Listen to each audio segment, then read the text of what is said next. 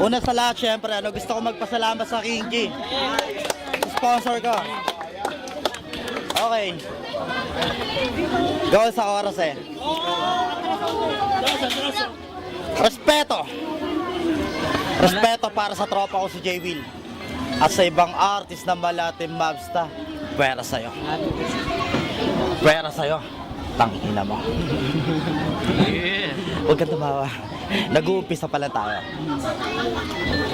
Uy! Sandali. May telepono, may tumatawag si Saito, sir. Asa na nga ba ako? Anyway, kamusta?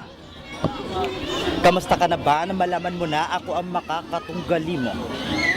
I'm sure. I'm sure. Nagtatalon ka na dahil sa galak na makikilala ka na yan ang pagkakamali mo. Ulul, eto ka. Natatawa ako. Shit. Mainit to. Putang ina, mainit to. Sunugan to eh.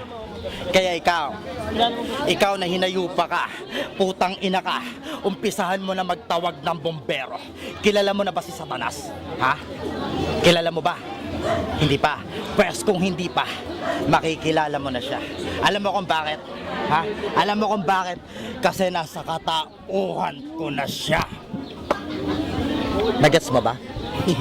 Kayo mga audience, nagets nyo ba? Mag-ingay oh!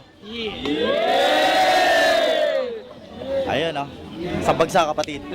Ay, round 2. Let's Ayun. go! Ayun, binalik sa akin ng telepono. Game.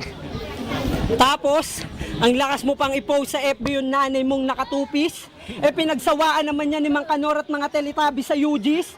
Putragis, damahin mo ang aking pandidis. Ikaw yung barakong ginangbang sakali at pinasukan sa tumbong ng bote ng patis.